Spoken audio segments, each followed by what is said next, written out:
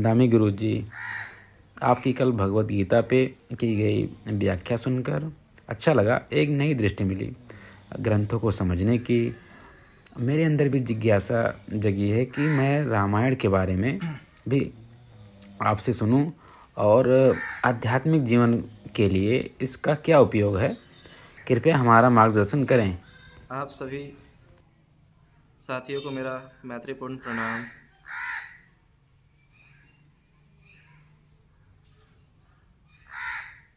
आज एक मित्र ने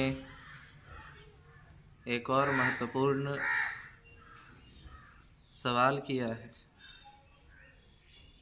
जिज्ञासावश, और इस आशा में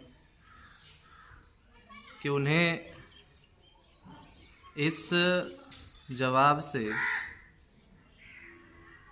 कुछ सीखने को मिलेगा, कुछ ऐसे मूल मंत्र मिलेंगे, ऐसे सूत्र मिलेंगे जिससे कि उनकी जो आध्यात्मिक यात्रा है, जो ध्यान के माध्यम से ही संभव है, इस यात्रा में उनके लिए ये जवाब बहुत ही लाभकारी होने वाली है। और इनके सवालों से सिर्फ उन्हें ही फायदा नहीं होगा, देश दुनिया में रहने वाले तमाम वो साधक जो ध्यान के मार्ग पे हैं, दुख मुक्ति के मार्ग पे हैं, उन्हें ये जवाब और ये जो मैं आगे बताने वाला हूँ बहुत लाभकारी होने वाला है। इसलिए मैं इन्हें धन्यवाद देता हूँ, उन तमाम साधकों के तरफ से भी जो आज वर्तमान में साधना कर रहे हैं और ध्यान के मार्ग पे हैं, धम्म के मार्ग पे हैं, जो चाहते हैं कि समाज में फिर से धम्म स्थापित हो, लोगों तक धम्म पहुँचे और लोगों की चेतना में विकास हो,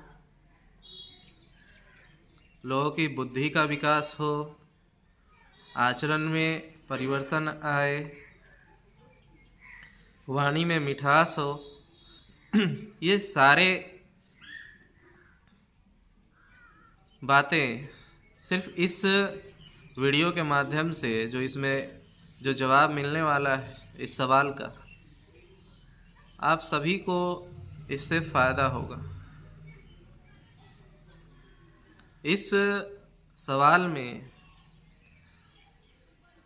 मेरे पिछले वीडियो जिसमें मैंने भागवत गीता का जो सार बताया, एक सूत्र से जो गागर में सागर भरने की बातें मैंने बताई, उससे प्रभावित होकर उनके अंदर ये प्रश्न उठा और जिज्ञासा उठी कि फिर रामायण से हम क्या सीख सकते हैं,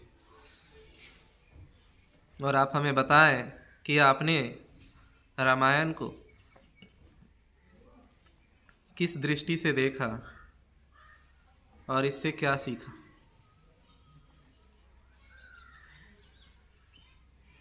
तो जिन साथियों ने ये वीडियो कल का नहीं देखा है, तो उन्हें फिर से मैं बता दूं कि जितने भी धर्म ग्रंथ लिखे हुए हैं, दुनिया के जितने भी धर्मों के जो ग्रंथ लिखे हुए हैं, वे किसी पढ़े लिखे लोगों ने नहीं, कि जो स्कूल में सिर्फ पढ़ लिए हैं, लिख लिए हैं, उन्होंने नहीं लिखा है। उन साधकों ने लिखा है जिन्हें लिखने तो आता है, लेकिन वो ज्ञान उन्होंने ध्यान के माध्यम से प्राप्त किया है। और ध्यान के मार्ग में आने वाली कठिनाइयाँ, ध्यान के मार्ग में आने वाली उच्च नीचता, ध्यान के मार्ग में उठने वाले सवाल के जवाब, उन्होंने कहानी के माध्यम से साधकों को समझाने के लिए लिख कर गए, लेकिन ये किताब लिखे हुए हजारों साल बीत गए, ये बातें बोली गई हजारों साल बीत गए। इसीलिए लोग आज इसे समझ नहीं पा रहे हैं।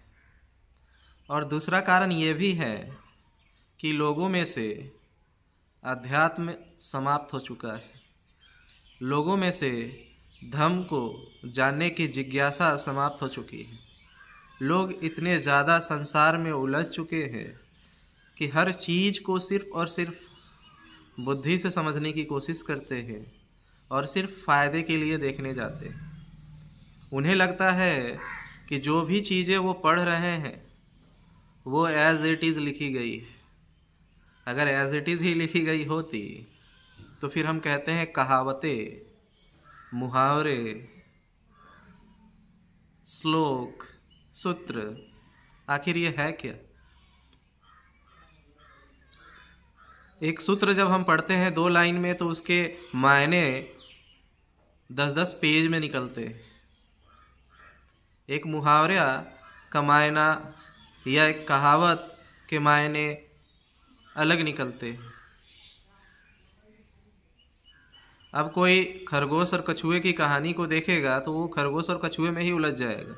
उसमें क्या समझाने की कोशिश की गई है वो समझेगा ही नहीं। वो तो बुद्धि के तल पर देखेगा। क्या कछुआ और खरगोश में कहीं रेस होता है क्या? क्या कछुआ और खरगोश हिंदी बोलता है क्या? कभी ऐसा हुआ है कि कछुआ और खरगोश का रेस हुआ हो? उसके दिमाग में, वो बुद्धि के तल पे इतना ही तक सोच सकेगा।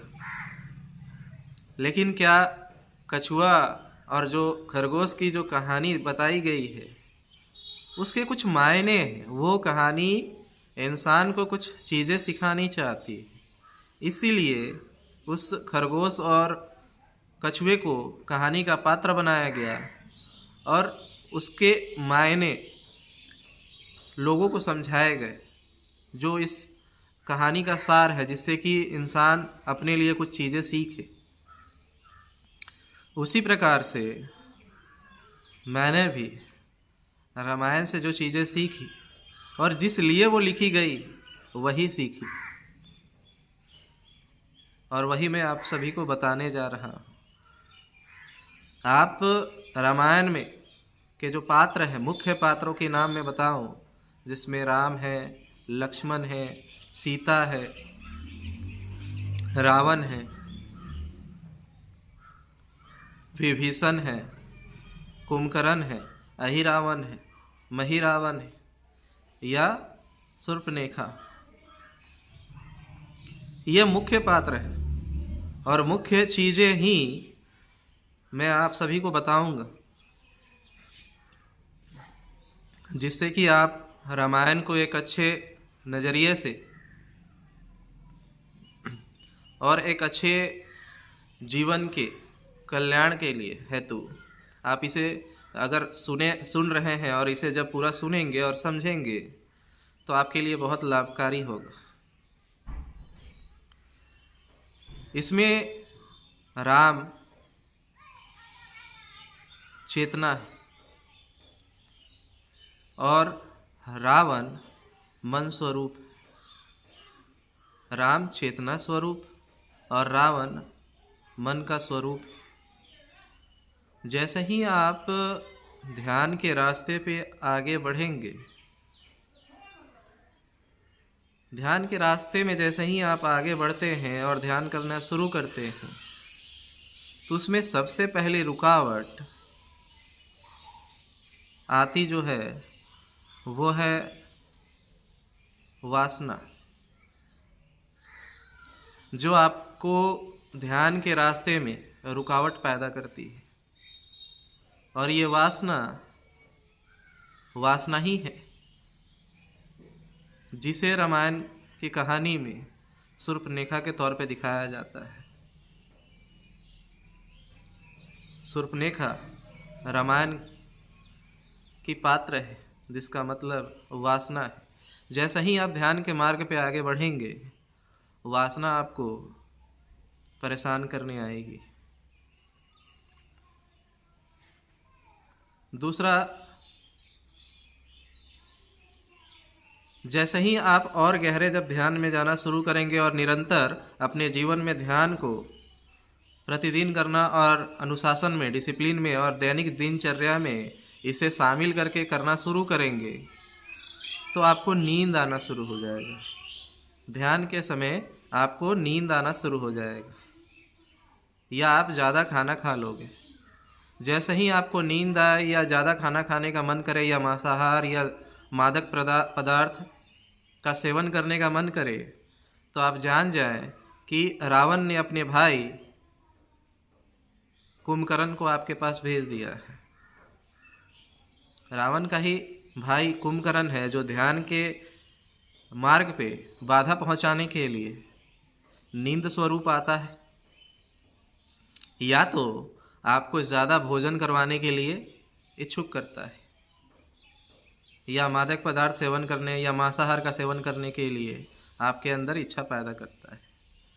ये जैसे ही आपके अंदर पैदा हो, आप समझ जाएं कि रावण ने, जो मन है, उसने अपने भाई कुंभकर्ण को भेज दिया है। अब जो सीता है वो जानकी पुत्री है।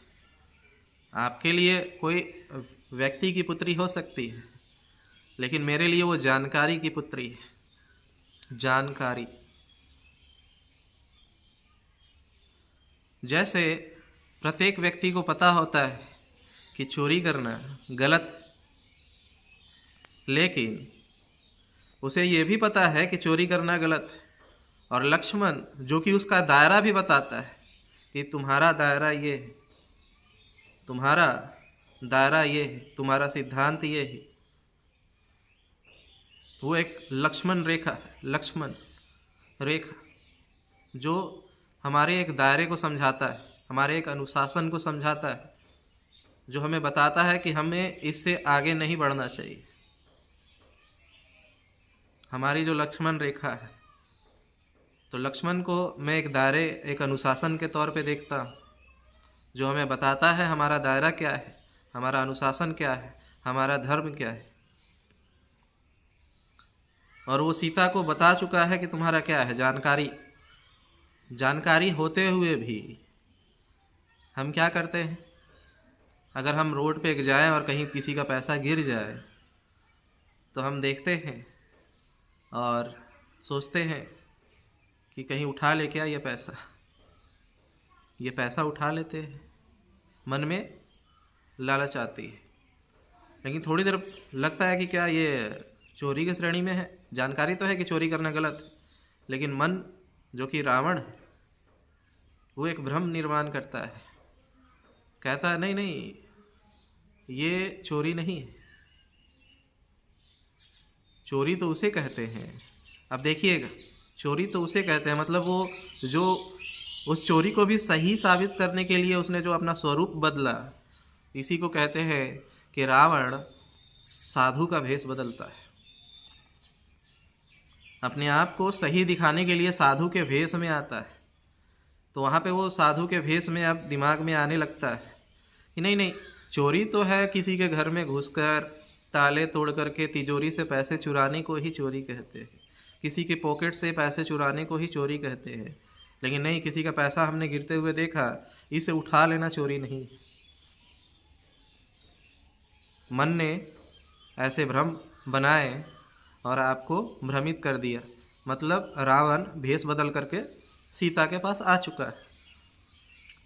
अब जैसे ही आप जाते हो और उस वस्तु को उठा लिए, आपको जानकारी होते हुए कि चोरी करना गलत है, लेकिन फिर भी आपने उस पैसे को उठा लिया। जैसे ही आपने उठाया, रावण ने सीता का हरण कर लिया। हो गया सीता का हरण। रावण भेष बदल कर आया, मन भेष बदल करके गलत चीज़ को भी सही दिखाया और आपसे वो कर्म को करवा दिया। हो गया सीता का हरण। इस तरीके से हमारे जीवन में ये सारी चीज़ें चल रही होती हैं कि जब भी हम कभी किसी बड़े उद्देश्य के लिए आगे बढ़ते हैं, तो उस पर वासना हावी होती है। लड़का हो तो क्रॉस जेंडर के प्रति, लड़की के प्रति, लड़की हो तो लड़के के प्रति, स्त्री पुरुष के प्रति, पुरुष स्त्री के प्रति वासनाग्रस्त हो जाता है और वो अपने उद्देश्य से भटक जाता है, चाहे वो किसी भी फील्ड में हो। ये ध्यान तो है ही, ध्यान तो है ही। किसी भी बड़ा उद्देश्य के लिए जब हम कार्यरत होते हैं तब भी ये चीज़ें हमारे सामने आती हैं। हम जितने भी सामाजिक नेता देख रहे हैं, राजनीतिक नेता देखते हैं, धार्मिक नेताओं को देखते हैं, वो निकलते तो घर से बड़े उद्देश्य के लिए ही है, लेकिन रास्ते में वासना से भेंट हो जाता है, शूर्पणखा से भेंट हो जाता है और वो शूर्पणखा के साथ चल बसते। आगे जा कर के कभी वो आलसपन का शिकार हो जाते हैं, मादक पदार्थों का शिकार होकर के अपने उद्देश्य से भटक जाते हैं। कभी उनका जानकारी का हरण हो जाता है, वो गलत कृत्य कर जाते हैं, घोटाला कर जाते हैं, तो उसमें फंस कर चले जाते। यही हाल साधना में, ध्यान मार्ग में भी ध्यानियों के साथ होता है। और जब कोई साधक इससे भी बच करके, शूर्पणखा से बच गया, रावण के स्वरूप से भी बच गया, जानकारी का हरण भी नहीं होने दिया,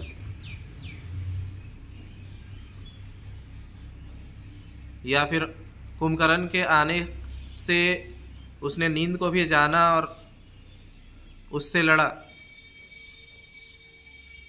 मादक पदार्थ सेवन करने के लिए या फिर मांसाहार का सेवन करने के लिए भी इच्छा जगी, लेकिन उसने वहाँ पे भी अपनी होश को बनाए रखा। और जब वो गहराई में जाता है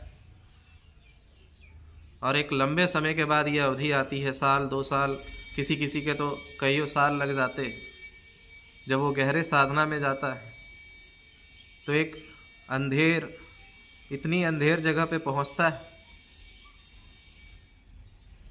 गहन अंधेरा होता है वहाँ पे। और कहा जाता है कि रावण के जो भाई हैं, 2 भाई, अहिरावण और महिरावण, ये पाताल लोक के राजा हैं।